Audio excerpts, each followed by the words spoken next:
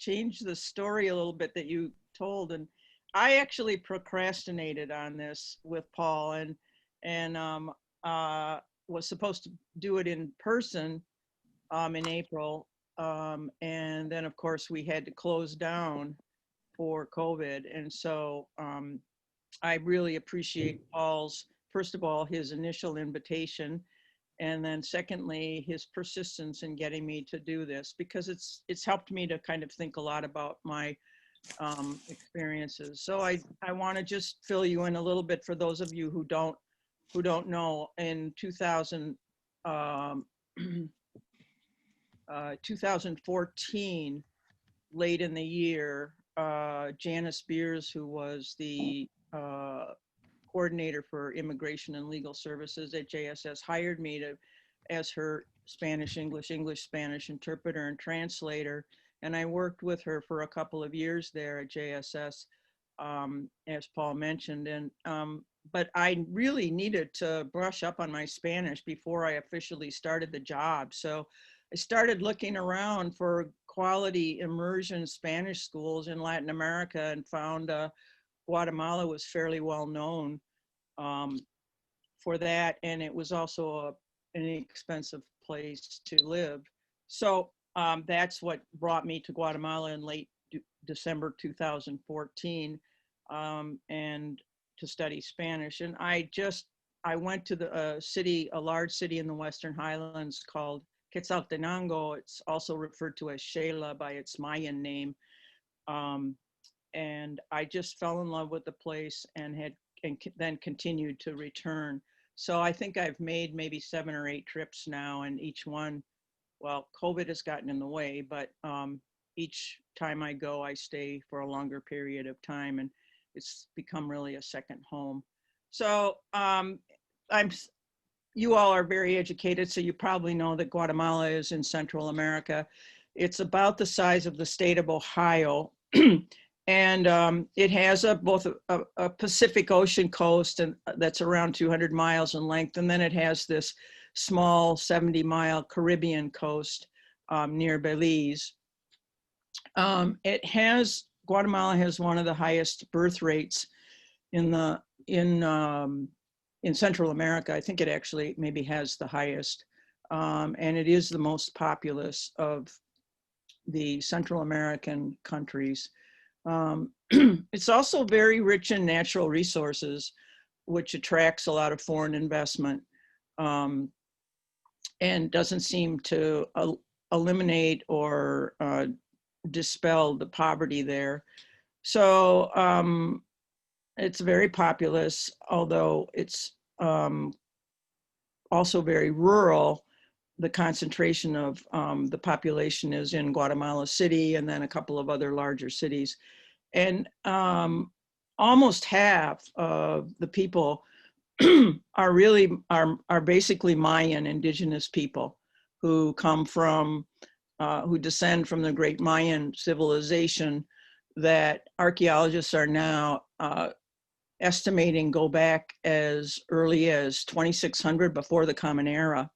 And of course, lasted through the conquest by the Spaniards in the 14 and 1500s.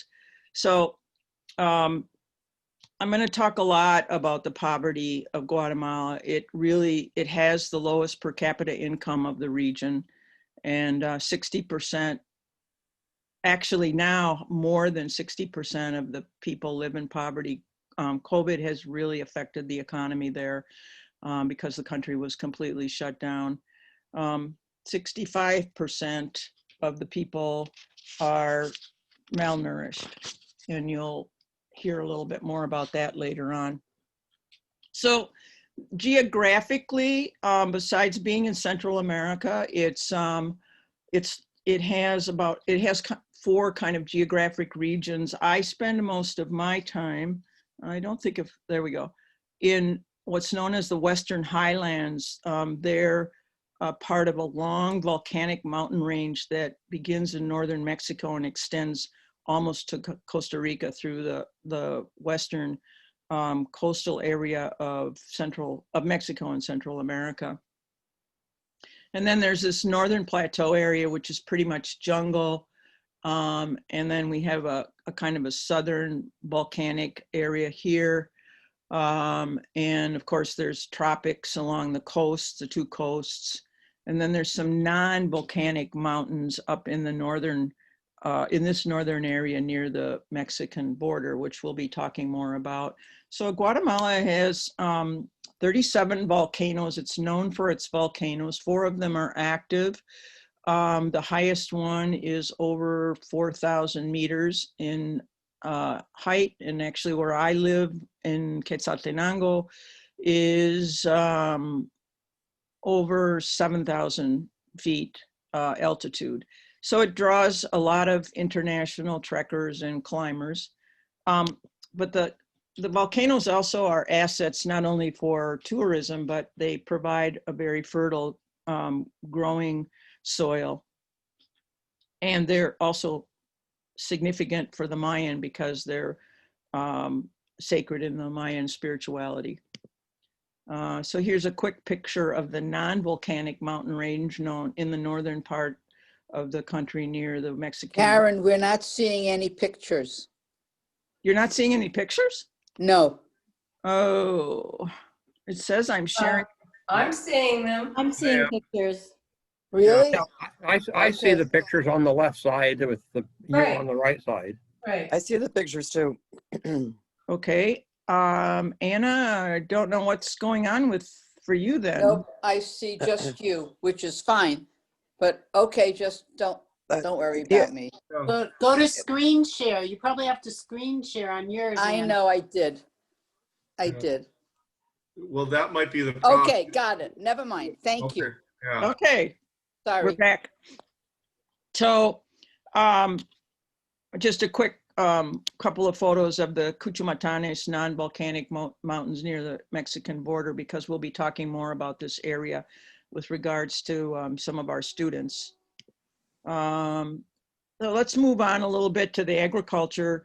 Guatemala is famous for its coffees, and it ranks very high on the world coffee market for quality. 80% of its coffee is considered superior in quality. And it also exports tea and spices, clothing, sugar. Some of the coffee plantations have been recently in the last few years diversifying into macadamia nuts and also rubber.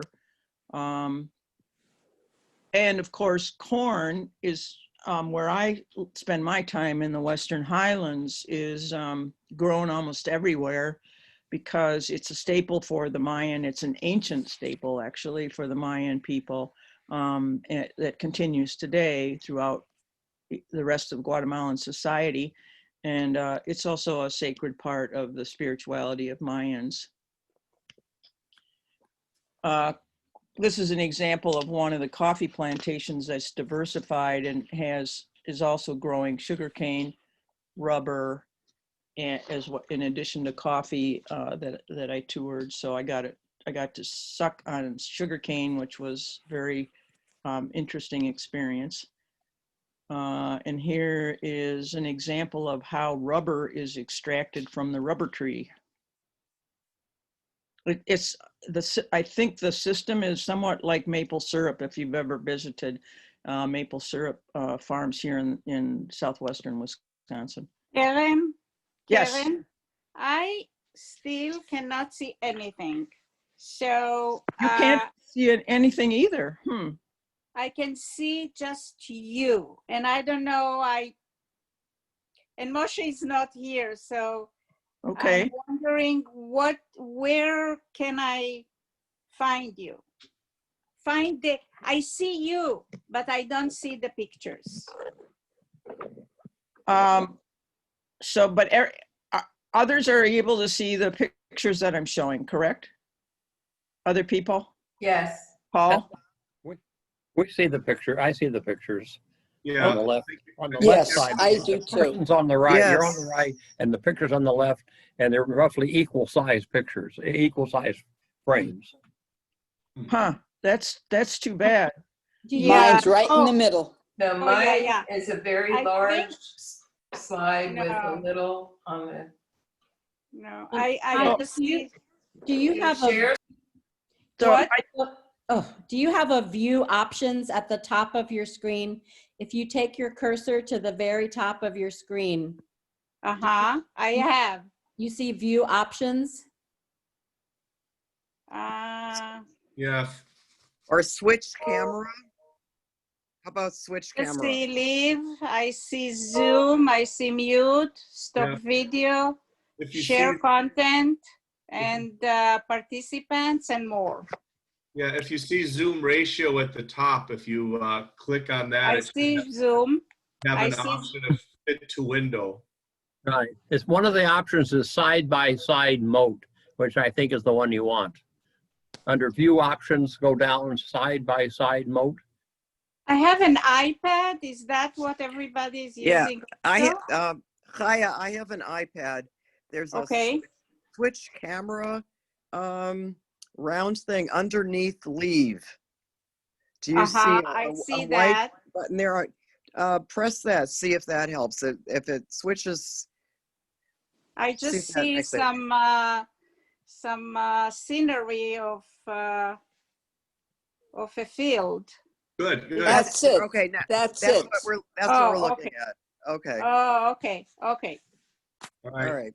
go ahead and then mute, and Karen, you can go ahead. Thank you. Okay. Thank you.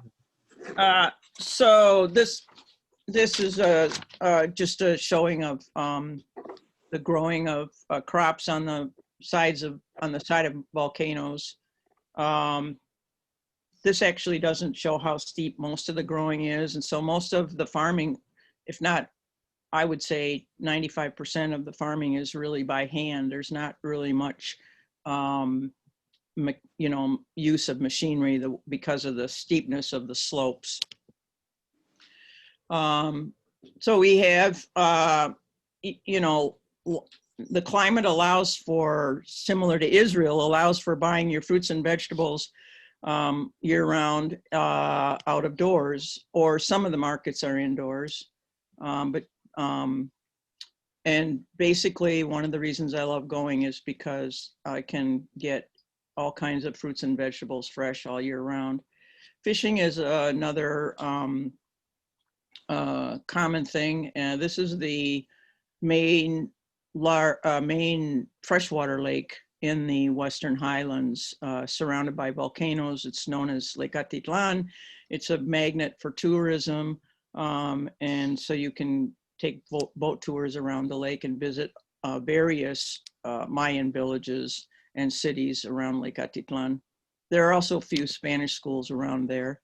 And then along the Pacific coast, of course, there's saltwater fishing and some interesting mangroves. I stayed at a bed and breakfast with this Russian tourist, and he connected with a local fisherman and got up at 4 o'clock in the morning, came back with his catch, which we had for dinner that evening. Because of the climate, of course, there are lots of flowers that are grown in all parts of Guatemala, both in the highlands and in the tropics. And along with other Central and South American countries, at one time, most of the flowers for the Rose Bowl parade were imported. I guess from what I've read, that's changed so that they're using domestic flowers now. But in any case, it's really a glorious place in terms of the botany for those who are interested in plants. An interesting thing related to the Mayan women and their weaving is that they extract the colors naturally from plants in their areas. So here's one of the weaving co-ops that I've visited, and all of the colors that you see are natural dyes that were extracted from plants that grow in the area where these women live. This is near Lake Atitlan in the Western Highlands, and those of you who are familiar with weaving will recognize that this is the famous backstrap weaving that is done by Mayan women. The men also weave, and they weave with the big looms that people call floor looms, but the backstrap weaving is purely done by women. So let's move on to a little bit of history. There's a long, detailed article on Wikipedia that's actually quite good in terms of the history of Guatemala, and you can also search the anthropology and look more at just the Mayan. But the Mayan ruins that have been, explored and refurbished are attractions for tourists. This is one of the most popular, known as Tikal. It was one of the major Mayan residences, spiritual centers, and political centers from about 400 before the Common Era through 900 of the Common Era. And then another major ruins that doesn't go back quite as early in the Mayan history is Iximche, and that lasted through the Spanish conquest, and which of course happened in the 14 and 1500s of the Common Era. So this just shows that Tikal is located up in this area, in the jungle area, and then each Imche is here in the Western Highlands. So you get an idea that the ruins are throughout the country. But one of the things that I find very interesting about Guatemala is it's such a mixture of antiquity and modernity, because the Mayan people of Guatemala, and it's really only Guatemala that this occurs. A few places maybe in Chiapas, Mexico, in the southern part of Mexico, that the Mayans still retain their languages and their traditional dress. But in Guatemala, it's just this mixture of these modern kinds of shopping malls that we have. And then, I was walking around taking photos, and this Mayan woman just comes up to me and wants to exchange photos with her and her grandson. And there she is in her traditional dress that goes back for thousands of years, really.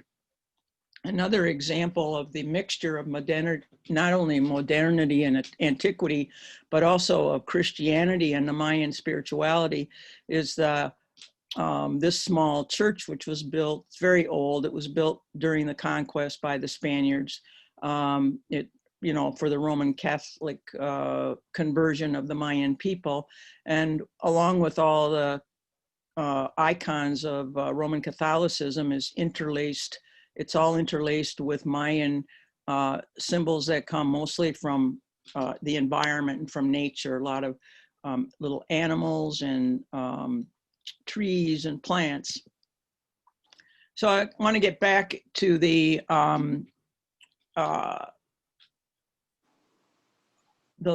survival of the Mayan civilization and culture is really predominant in Guatemala more than it is in the other Latin American countries.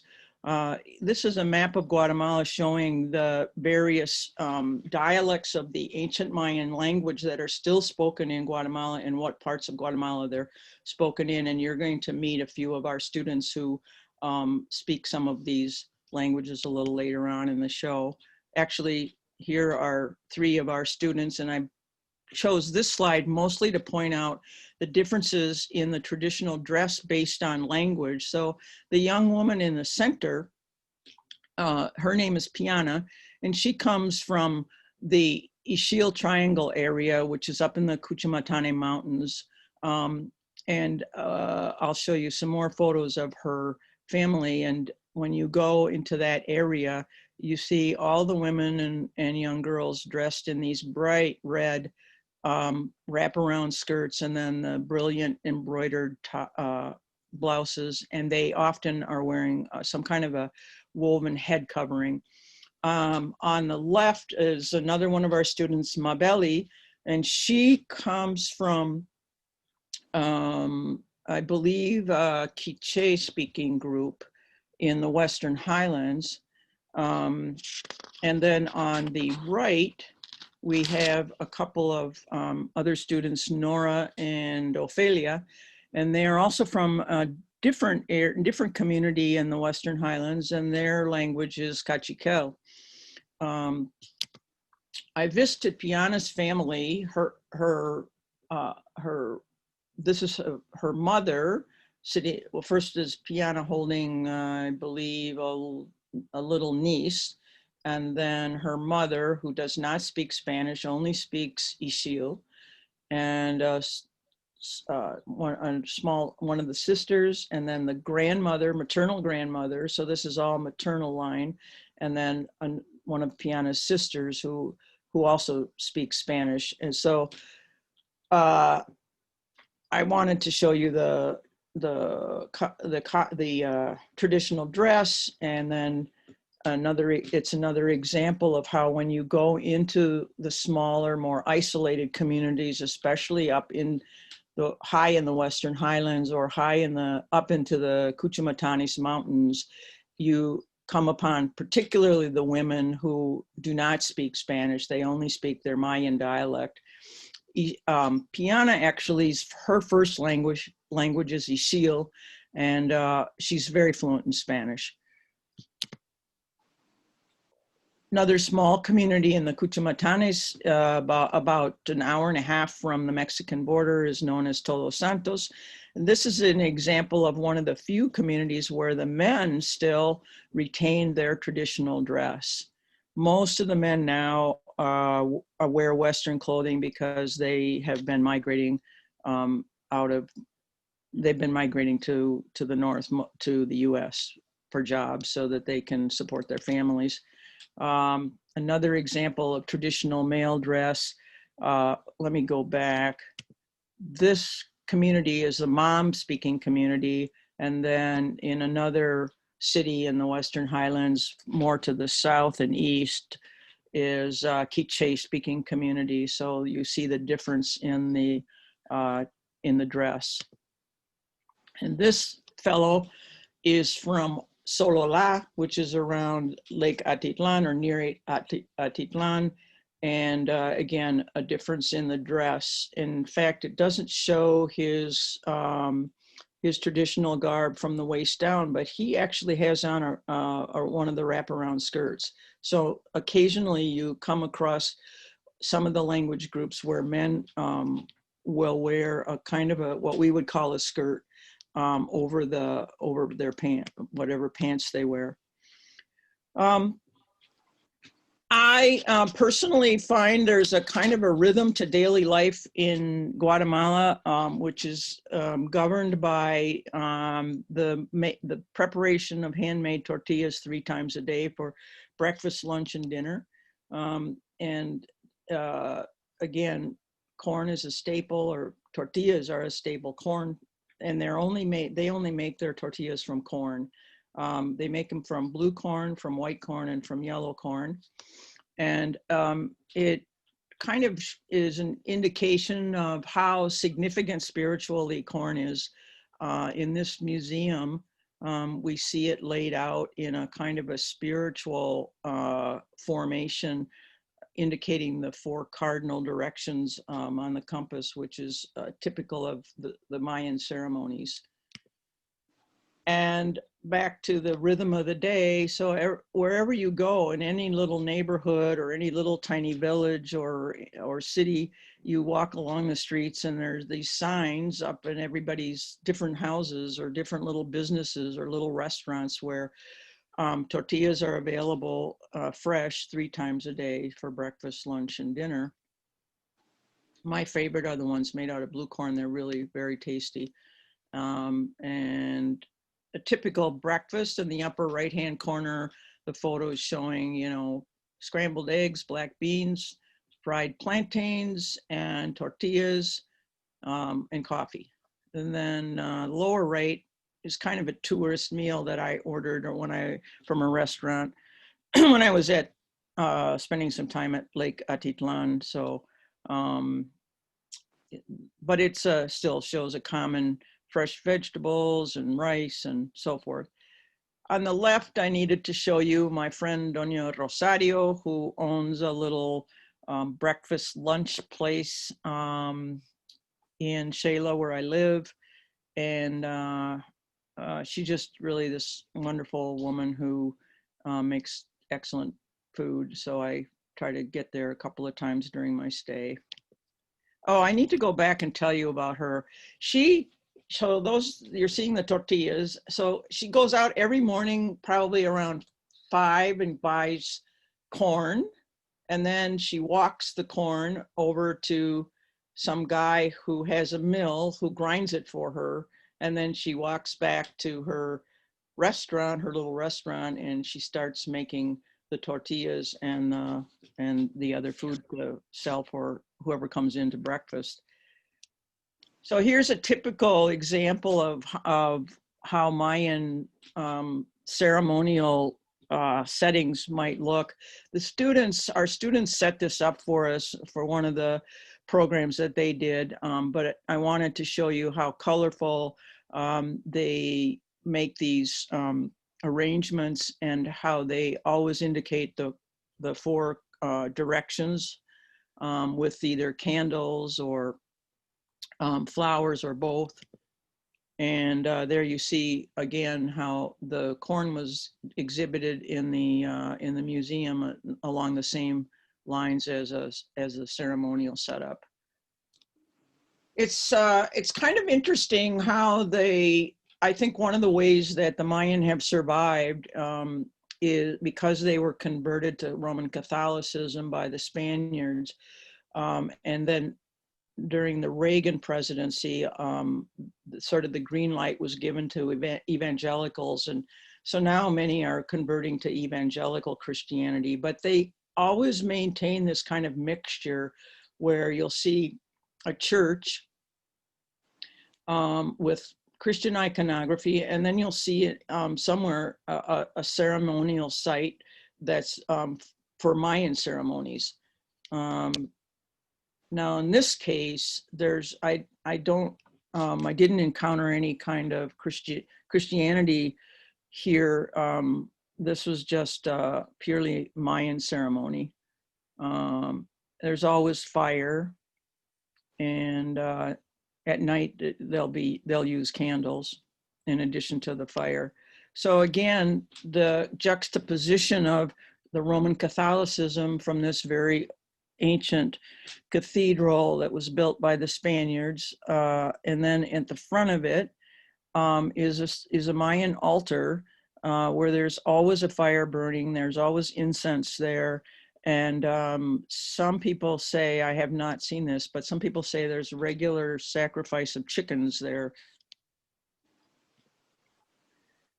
The city I live in, Quetzaltenango, also known as Shayla, has a huge ceremony during the Christian holidays of Christmas, which they start celebrating in mid-December, and it runs through mid-January. And on the 1st of January, people come in from the countryside and they're dressed in their best traditional outfits. And many of them are in costumes with masks. You'll see in the upper left there a carved wooden mask that that dancer has on along with his ceremonial costume. And they go to the main cathedral in Shayla, which is a huge cathedral built by the Spaniards that covers almost a city block. And it's right in the center city on the Central Park. And they start out with what would appear to me to be a Christian kind of a recognition of the holiday of Christmas. But then, and they call this the procession of bringing out the baby Jesus out of the cathedral. But then the procession is a very Mayan kind of ceremony, except that at the end of it, there's this box that they carry on their shoulders with that supposedly contains the baby Jesus, and on top of the box is the Virgin Mary. But preceding that are all these Mayan dancers who are in costume and who are masked in these elaborate carved masks, all with all Mayan symbols. And And there's firecrackers, fireworks. So that red line you see down the street is they'll light that, and it's fireworks. And so you'll see the smoke, and the other photo is from the fireworks. It's an incredibly important event. People in the city were just talking about it all week and wanted to make sure that I came to the Central Park to see this. And of course, people come in from the countryside. So it's just another example of how this juxtaposition, I think, has allowed for the Mayan to maintain their spiritual practices and also and their languages. So for me, there's been two significant events in Guatemala's history that have detrimentally affected both the country as a whole, but the Mayan people in particular. Of course, the first was the conquest by the Spaniards when they came to the New World and pretty much massacred hundreds of thousands of Mayan, and along with other indigenous peoples. I guess most of us know plenty about that, so I don't need to go into detail. But the other thing that happened in the mid-50s during the McCarthy years in the U.S., there was a democratically elected president, a president who was democratically elected in Guatemala, who tended to be somewhat of a leftist and a bit socialist, and was about to return some of the lands that the large multinational corporations like United Fruit Company had taken basically from the people and had indentured them as workers in the banana fields and coffee plantations and so forth. So the CIA basically supported an overthrow of President Arbenz, the democratically elected fellow. And that initiated what's known in Guatemala as a 36-year internal conflict. So throughout the country, you will see in Mayan communities memorials to those who were victims of a genocide of the Mayan people and or disappeared. So these are some murals on a municipal building that remember the people that were victims of the armed conflict. We visited one of the communities around the lake known as Santiago Atitlan that was a major focal point of the genocide. And one of our students, who's now a graduate of our program and is practicing nursing in her community, gave us a tour and showed us the memorial park, a peace park that they constructed there to remember those who perished. And I want to go back and see if I can read to you the dedication. So it says that from 1980 through 1990, Santiago's population suffered a great sadness due to violence, kidnappings, and assassinations, resulting in the loss of innocent human beings, religious leaders, deacons, and a pastor. Mothers were left widowed and children left orphaned from the events they suffered and what occurred in the town of Santiago. With great valor and strength, the Susuhil people faced the challenge of regaining peace and tranquility, justice, truth, and security after the spilling of their own blood through the martyrdom of 13 brothers on the night of December 2nd in 1990.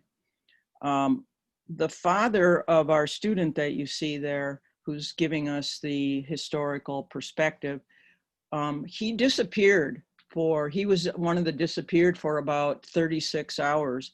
He was a lucky one in that he barely spoke any Spanish. And so the military people tortured him, but he just kept saying, I don't really understand what you're asking me. I can't give you any information because I don't understand the questions.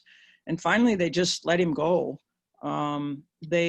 They picked him up at 3 o'clock in the morning when he was walking from his home to his job of working for one of the large plantation owners in the area. So he was one of the lucky ones. Just another example in one of the other communities in the Ishil Triangle area where our student Piana is from. These are photos of some of the disappeared and massacred victims in that community.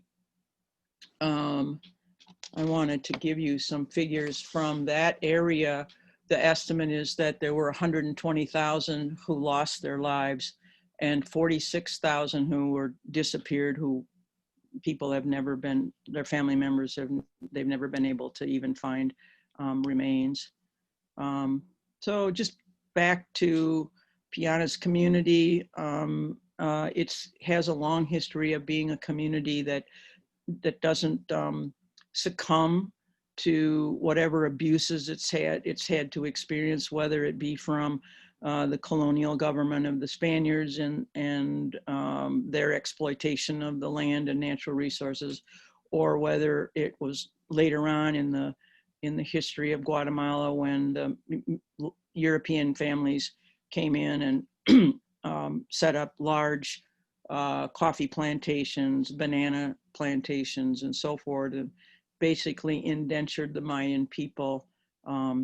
There's always been uprisings in this area in the Shield Triangle. They're very proud Mayan people, and it's probably one of the reasons that our students as young as Piana, their first language is Ixil rather than Spanish.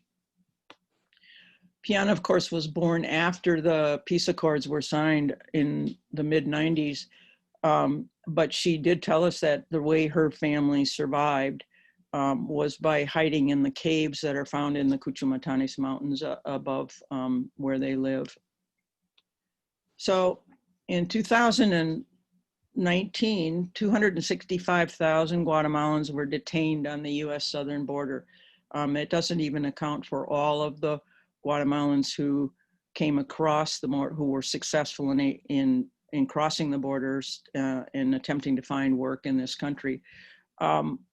You know, I say Guatemalans, but in fact, they're Mayan people who come from Guatemala.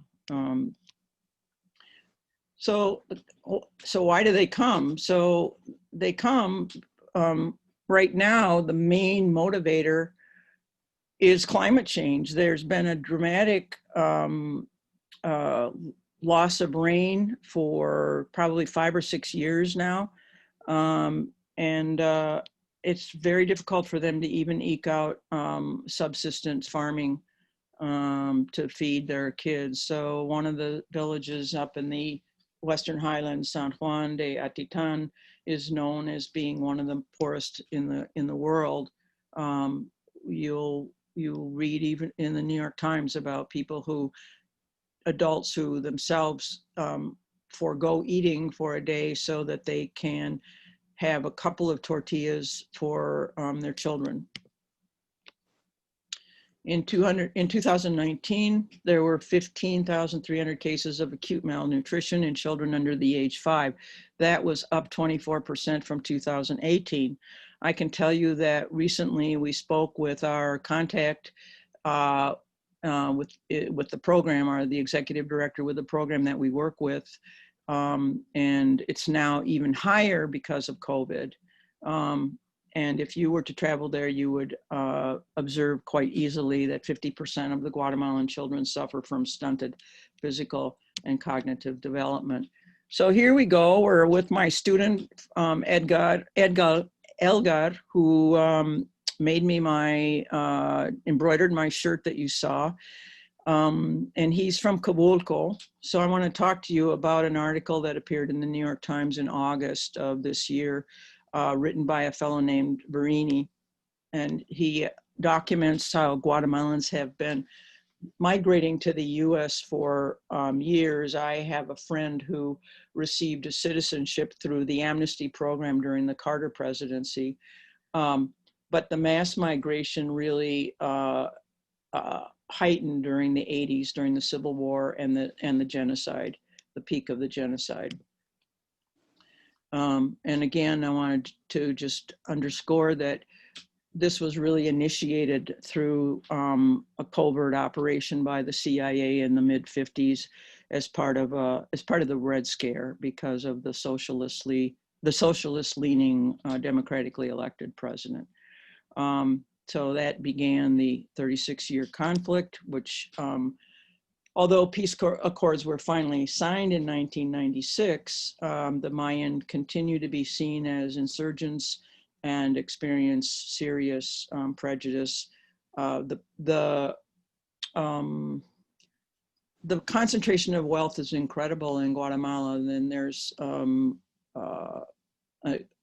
Guatemalans actually refer to Guatemala as an oligarchy because there's a small group of people who really their skin color is white and they're of more European descent, although their families have been in Guatemala now for several generations, and they own most of the wealth. In 2019, the World Bank estimated that the remittances from the U.S., from Guatemalans who were working here in the U.S., back to their family members in Guatemala was $10.7 billion. So you can imagine the significance of them coming here. And if they weren't here, of course, it would make an impact on the labor supply in this country, but it would also basically devastate the country of Guatemala if that infusion of dollars was not available for people to be able to feed their children. So in summary, we have people leaving Guatemala, Mayan people, because of climate change, and they can no longer even farm the little plot of land that they have, because the government has a long history of being corrupt and abusive, and it's generally been supported by the U.S. This country made under the Trump administration a very detrimental immigration agreement with Guatemala, which resulted in even further exploitation of the Mayan people. And then the extreme poverty, because historically the wealth of Guatemala has always been concentrated in the hands of the few. Now, I want to end the program on an upbeat note and talk to you about the Quaker program that some of us participate in. I believe Karen Young is with us today, and Bob Skloot and Dick and Doris are also with us. And we all are part of this Quaker program that has a history of around 30 years in Guatemala of searching out and finding bright, young, but very poor Mayan youngsters, and we scholarship them through their post-secondary education. Although on occasion the families are so poor that the program has helped their parents provide for their uniforms and their school supplies so they can get through the public education at the elementary and secondary level, and then hopefully go on. So this is Piana at the graduation ceremony in her traditional garb that's worn for very special ceremonial events.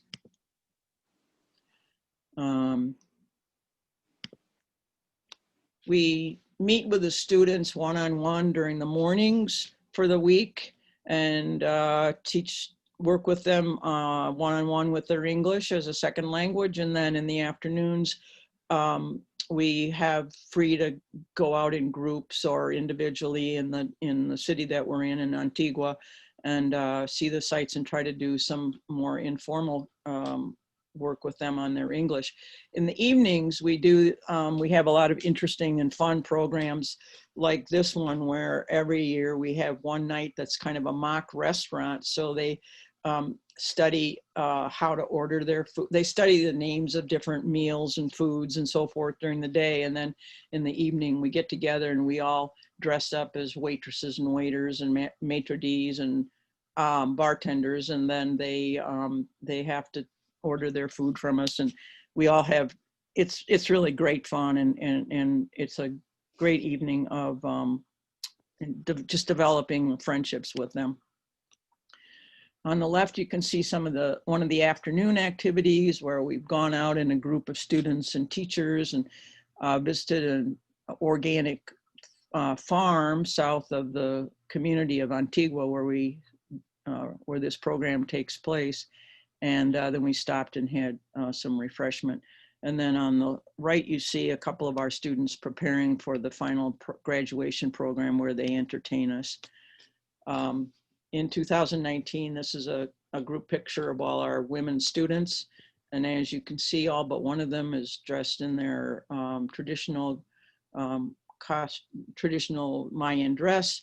So you see the variety, because we have students from all different Mayan subgroups, and most of them are still wearing their traditional clothing all the time. There are a couple of them that only wear it for the final graduation program.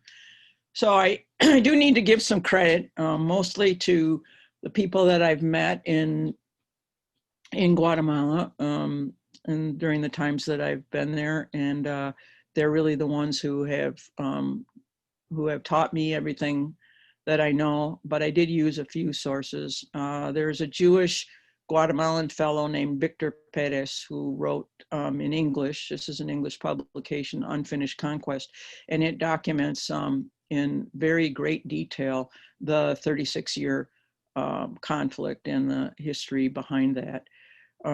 The New York Times and The Guardian also have written some excellent articles on Guatemala and migration.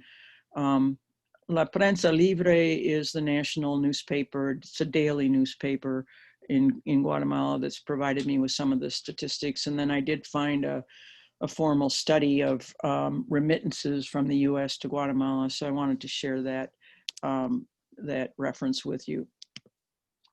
So you can ask your questions now, or you can jot down my email address, ksd18@icloud.com, in case you think of something down the road that you forgot to ask and you want to get in touch. I'm happy to talk. I can talk for hours about what it's like to spend time in Guatemala.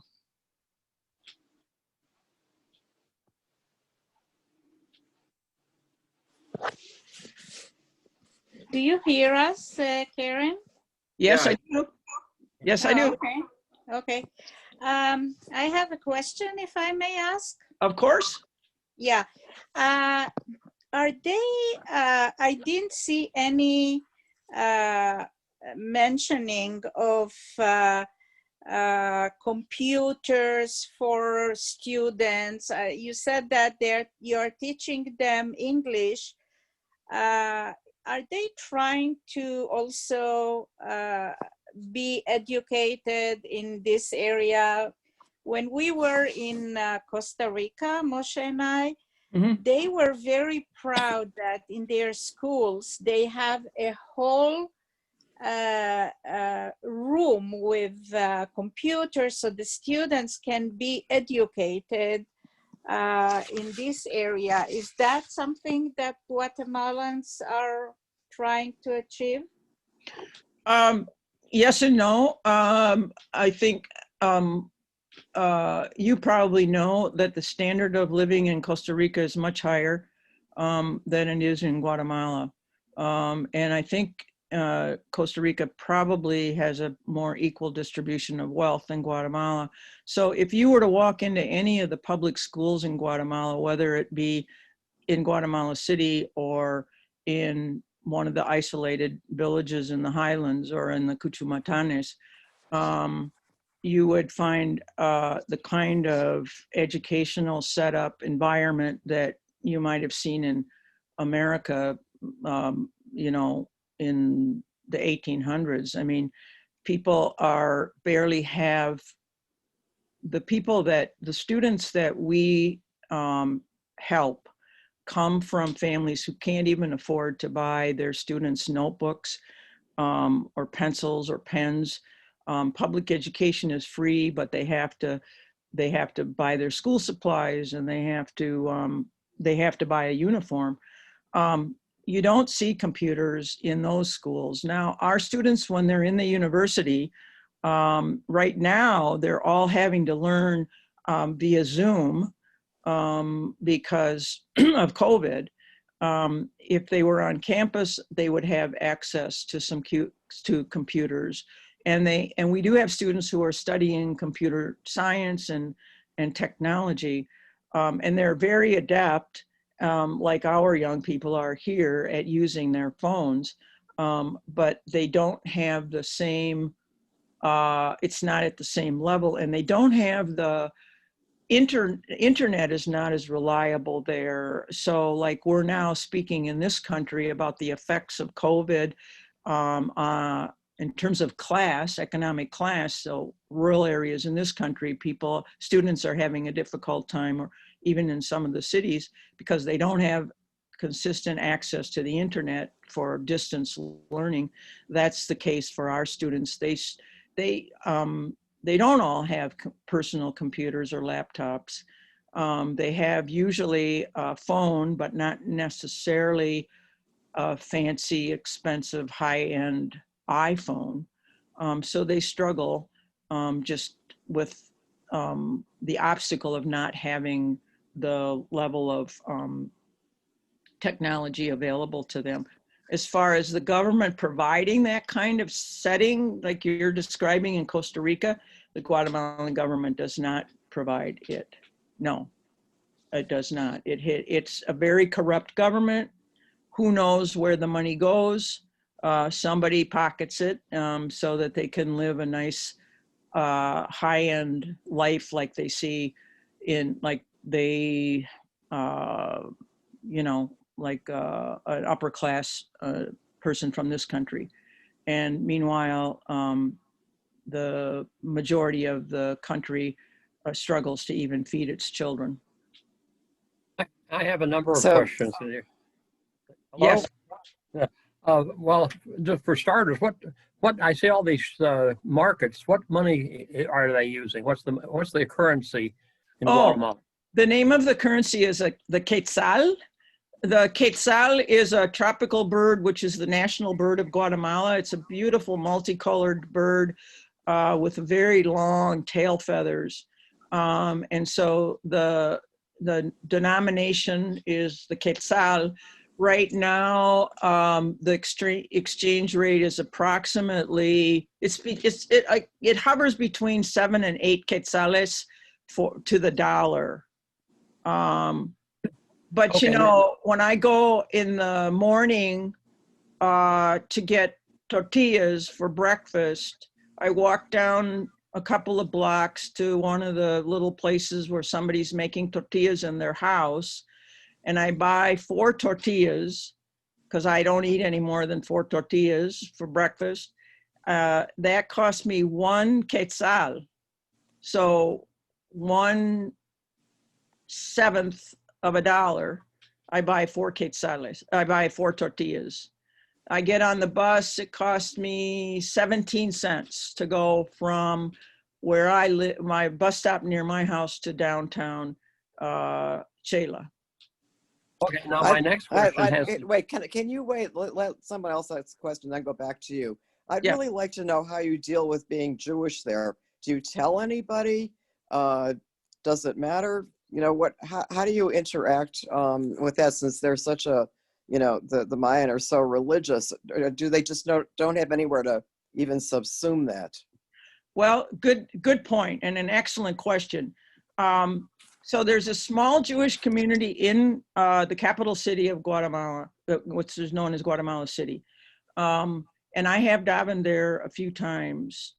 Actually, I've only davened there once, but I have been in touch with him a couple of times. Other than that, Chabad has a presence in Antigua where we go for the ESL program that we do. And I don't know if I think there's probably Chabad also in Guatemala City. It's been interesting for me. The first few years I was there studying Spanish, the second school I went to was a very leftist school with lots of posters of Che and Fidel. But it also had some posters that were, the way I would describe them is both pro-Palestinian, but also anti-Israel. And so I was only wearing a cap. I was not wearing a kippah, and I did not, quote unquote, come out as a Jew, because I just felt like I didn't have language skills to be engaging in the arguments that I would need or would want to engage in. I have since, in the last few years, with my Spanish teacher, who has become a friend of mine, I have talked to her a lot about being a Jew, and because she has had other students, English or Spanish students, who have been very open about being Jewish. And so I think she's learned a lot from those of us who are Jewish that have studied with her. It's very interesting that I don't know what the other folks who work with the Mayan that we scholarship through the Quakers, what their experience has been, but my experience has been that our students are fascinated. They don't necessarily know what Judaism is or what a Jew is, but when we always spend a Friday night there and we eat with them. So Bob Skloot has been very committed to making a little Shabbos before our for Friday evening. So we bring candles and we find some kind of challah or bread, and we do a little introduction for about a half an hour in Spanish for them. And we go through the brachot, for the motzi and the kiddush, and the students will come up to me the rest of the time and personally and ask me, because they recognize that there's some similarities in the sense that the moon governs their calendar and the sun governs their planting of the corn and the harvest, and that comes out that the Jewish calendar, those aspects of the Jewish calendar come out in some of the explanations that we give. So this last time that we were there, they did a Mayan ceremony for us at graduation, and one of the students that I've become friends with used a big seashell as a horn, and he blew this seashell, and it reminded me of the shofar. So I was telling him a little bit about that. And later on, a week later, I saw him again after the program because he lives near where I spend my time. And he had gone to the local butcher, gotten a horn from a cow that they had slaughtered, and he had made a shofar. And he brought it to me, and he wanted me to teach him how to blow it. So with the Mayan, I'm very comfortable because they're fascinated with Judaism.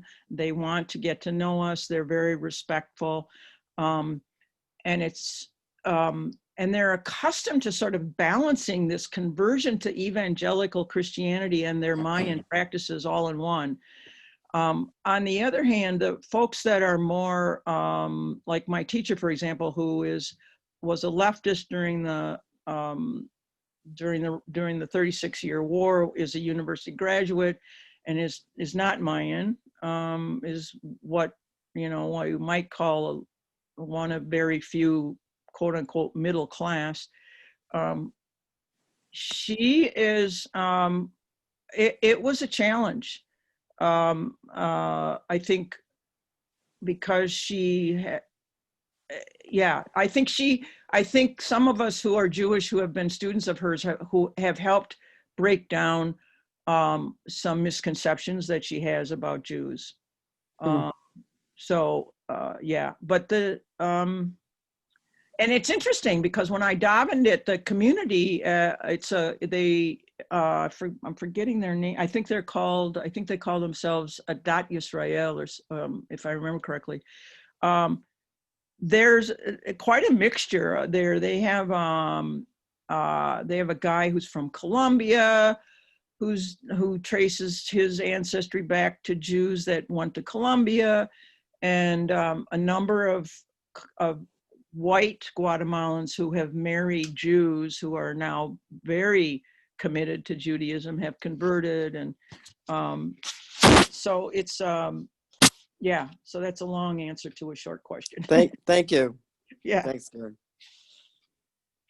When I was in the Yucatan and Belize, the people were very tiny. When I got off the airplane, I was taller than the men. Malnutrition. This was in the Yucatan also? Well, the Yucatan, sure, because the Yucatan is, I mean, if you, so Chiapas is the southern state of Mexico, and Chiapas is is sort of the last hold for indigenous people in Mexico, and they're also very poor. But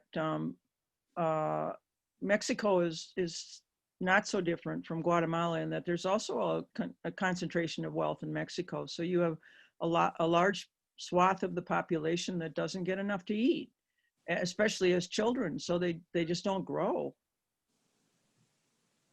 I don't know if Karen or Bob or Doris and Dick have some comments to make on some of these questions. Please jump in. Well, hello. Yeah. Hello. Yes. Yeah, I have another question about genetics and ancestry. Sure. Has anybody done any kind of, nowadays the technology, and you see this ancestry webpage and everything, that from a sample of your genes, they can trace the origins of where everybody came from. And a lot of people have ancestors that came from places that they never realized that they did. And I was wondering if there'd been any study done on this, people in this part of Guatemala, as to where their ancestors actually came from. How many are European? I suppose the European would be mostly Spanish, but how much has the Europeans intermixed with the native Mayans, and what fraction of the typical person's genes are European versus what fraction are Mayan? Well, the government of Guatemala officially says that about 40% of the population is Mayan.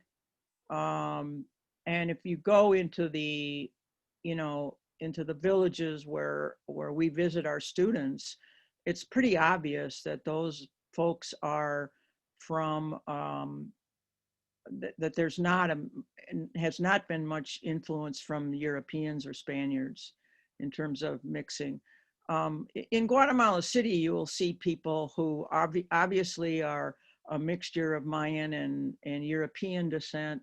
And then you'll see plenty of also white people who have a lot of European blood.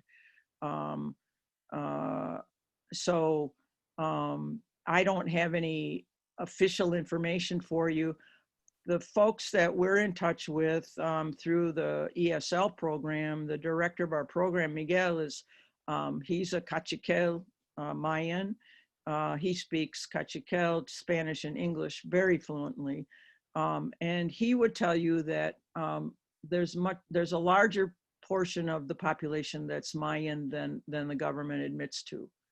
Now, the government does recognize the Mayan dialects as official languages of the country, although all the business is transacted in Spanish. But that would be a question I would have to research further.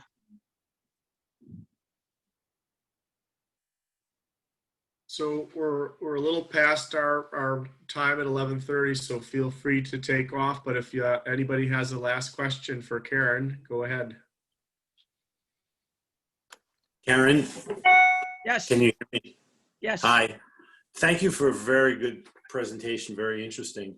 I have a question about safety in traveling in Guatemala. I was last there 40 years ago and just loved the country and loved Yeah. the people. Yeah. And I would like to go back, but I keep hearing warnings from the State Department, et cetera, about safety. Can you comment on that? Yeah.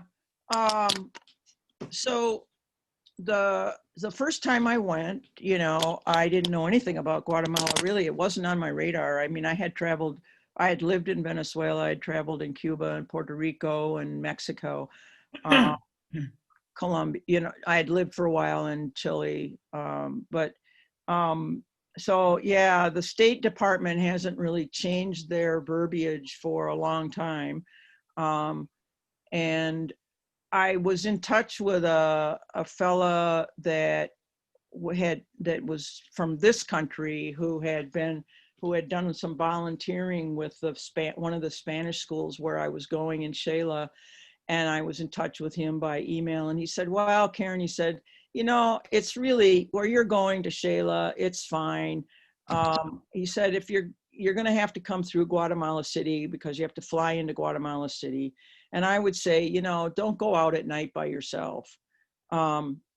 So my experience has been that basically I don't, first of all, I don't spend much time in Guatemala City. I do now have certain neighborhoods where when I have to stay there, I get a B&B or a hotel in certain neighborhoods where I've walked and never had any problems, and it's not been an issue.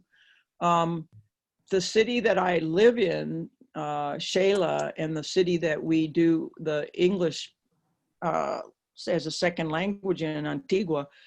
Well, first of all, Antigua is a World Heritage Site and is a magnet for tourism, and so it's the municipal government keeps it very clean and very safe, because it's so dependent on tourism.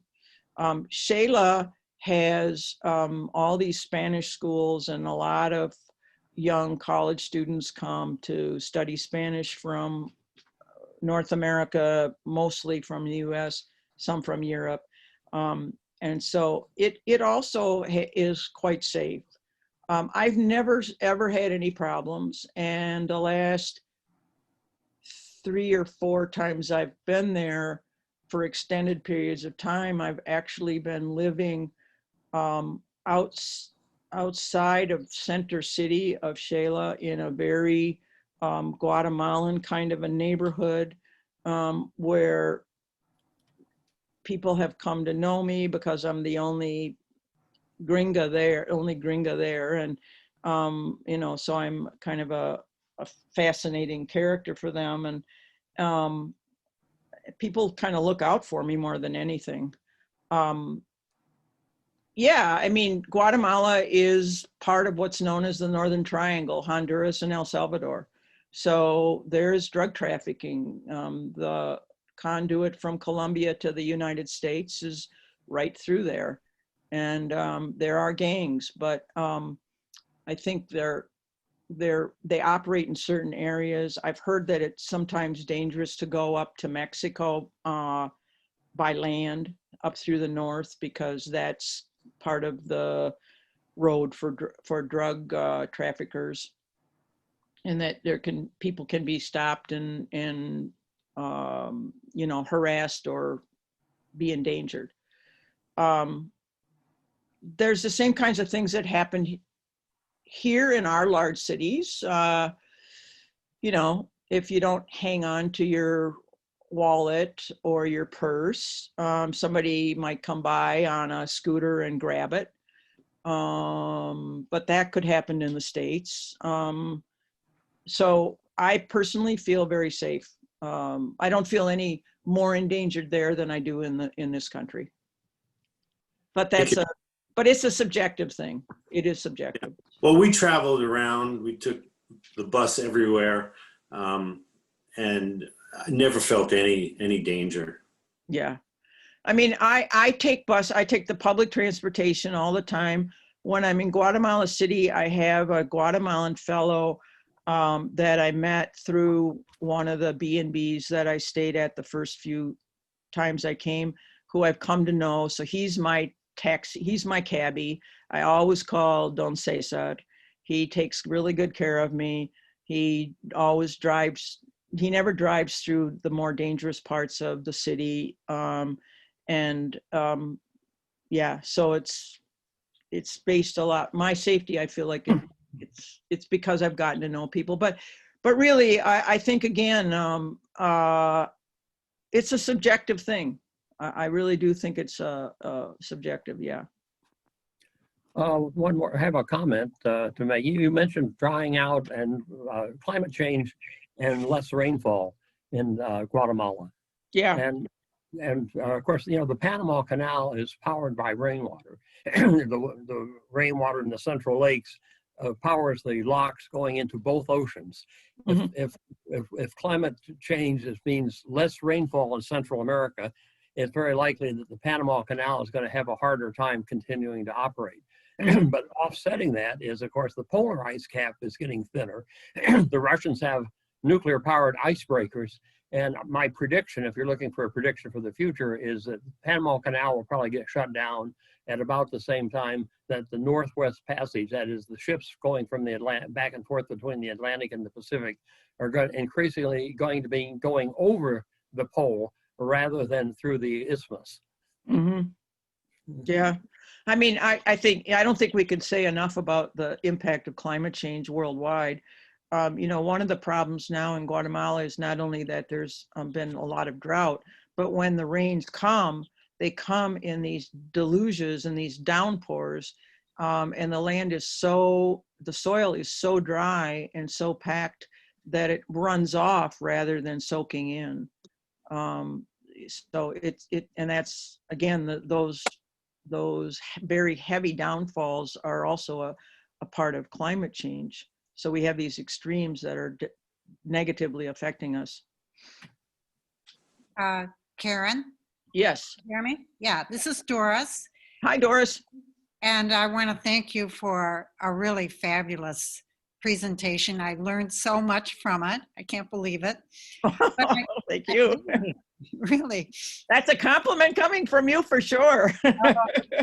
I wanted just to throw 2 cents in about the computers. Yes. You answered Haya's question, referring to, you know, what we might see in the 19th century here in terms of classrooms. My son-in-law's sister is a teacher in Pastores. And one time, a couple years ago when I visited, so this is maybe 4 years ago when I visited, they asked me what I wanted to see. Pastores is northwest of Antigua. It is famous for making boots, gorgeous leather boots. Right. Yes.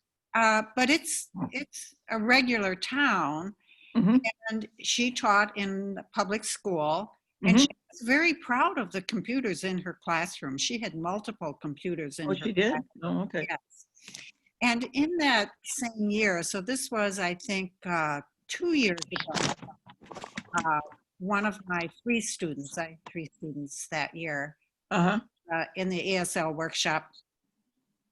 It was his first year there, a nursing student from way out in the boonies.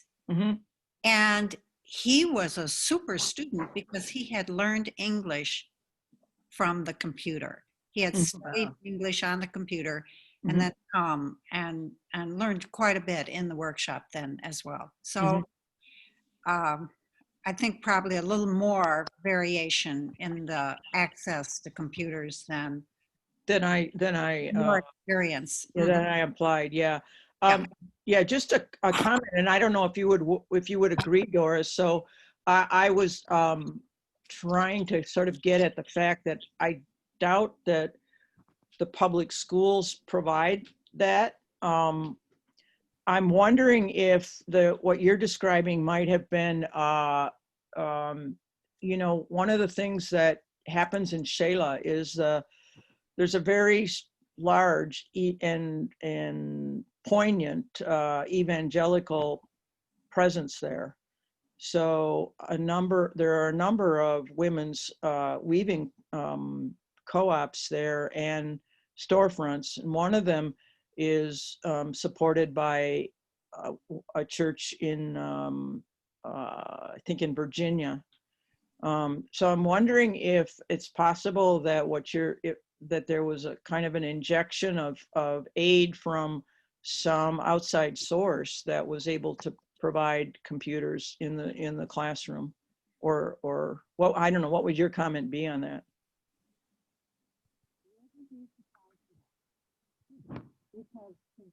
Oh.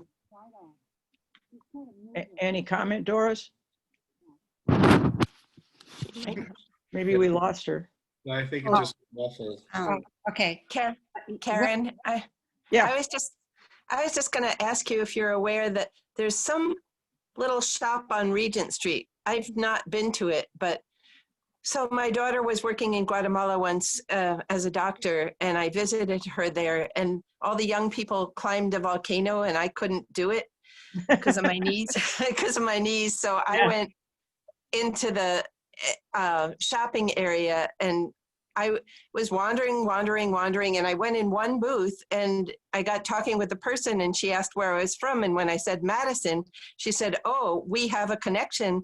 We sell our things." So there's a little shop on Regent Street. Are you aware of that place? Or Yeah, that's an interesting little place because it's never open. I haven't been And there. even before COVID, it was, and I meant to, there's a website and an email address posted on the door, and I meant to try to contact the woman by email, but I haven't done that. But yeah, she's got a number of, she's clearly connected with one of the Mayan, or maybe more than one of the Mayan communities. Yes, there was a book in her store, and she showed it to me, and it was so interesting to find that connection in this tiny little village across. Oh, and the only other thing I was going to say, this was a really strange realization that we took a little.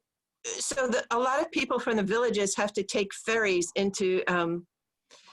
I forget the name of the town. I think it begins with Q, but it's a big town near some 3 or 4 volcanoes, and where my daughter was living. And so when the water was all choppy and crazy on the ferry when we were going, some of the indigenous 2 women grabbed me and held me. They were terrified to be, thinking that the boat might capsize or something. And then they told me the strangest story in Spanish. They said that the women in small villages aren't taught to swim. The men tell them that there are sea monsters in the water that just go after women. Have you heard that?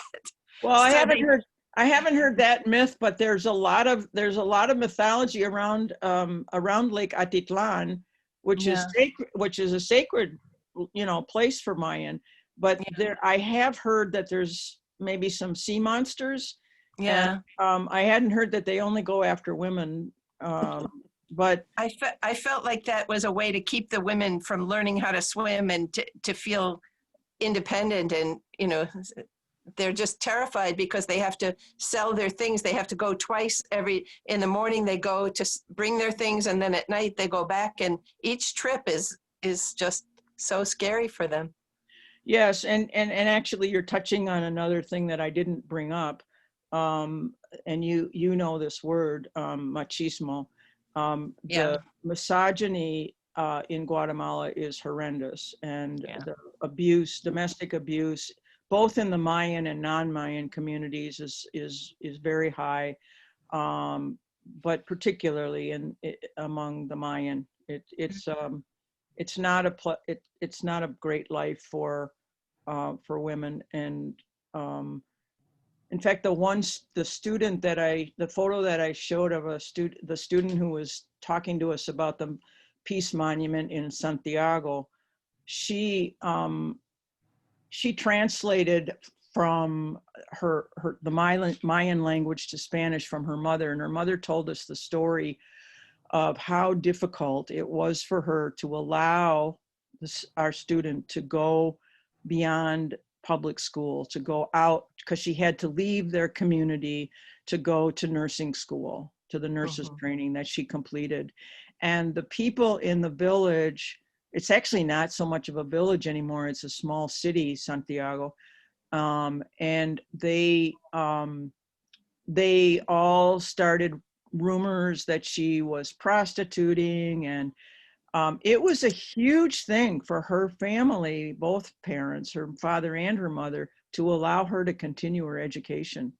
The women just, I mean, and when I traveled up into the Cuchumatanes, the women that were on the bus with their husbands, they didn't understand. We were speaking in Spanish with their husbands, but they couldn't communicate with us. I couldn't communicate with them because they only speak Mom, and I don't speak any Mom. Yeah. Yeah. We're on Regent Street.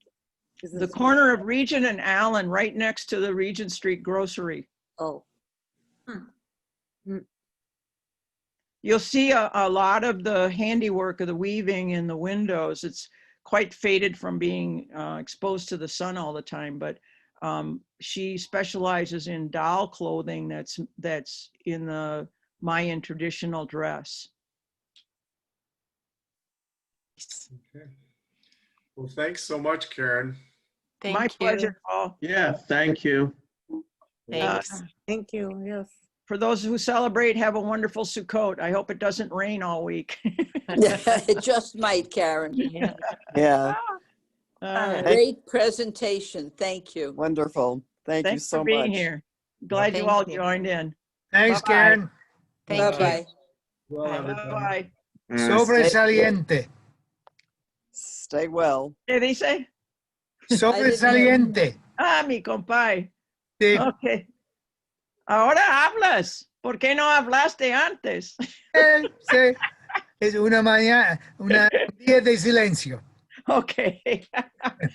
Great to see you, Bob. Thanks for showing up. Gracias, gracias. Excelente. De nada.